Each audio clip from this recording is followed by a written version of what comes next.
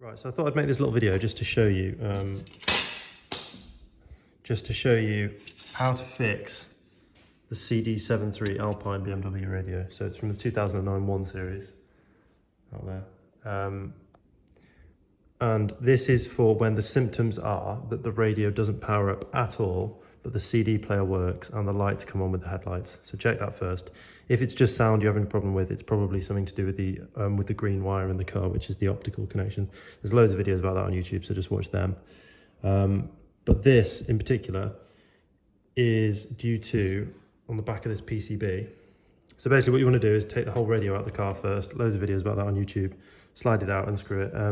And then you disassemble everything. There's screws everywhere here. I'm hoping I'll be able to get it back together.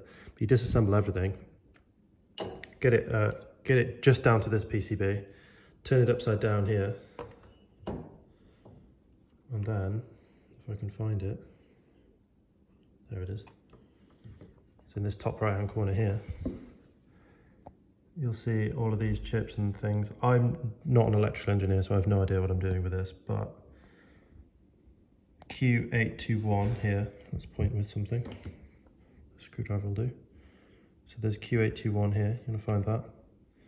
And sometimes it might be this M chip there, or fuse, pico fuse thing, that might have gone. So test the continuity, just get yourself a continuity checker like this. This is just a cheap one from Aldi. Put it in the continuity test setting, so like that.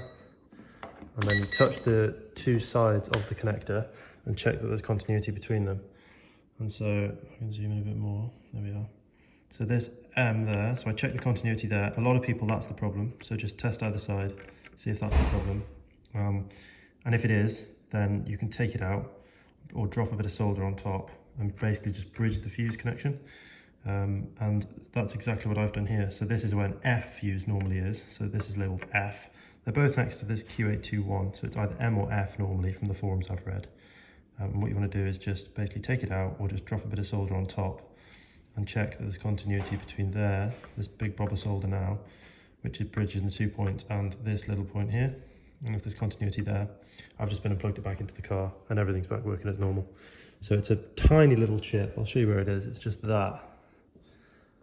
You don't need it. That's got a bit of solder on it as well. You don't need it. You can just put it back together like this, and it's should be a good enough fix. But it'll save someone a few quid buying a second-hand radio.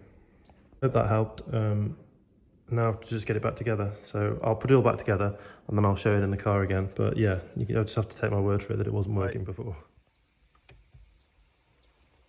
Actually, I'd say probably the big one. It was the count.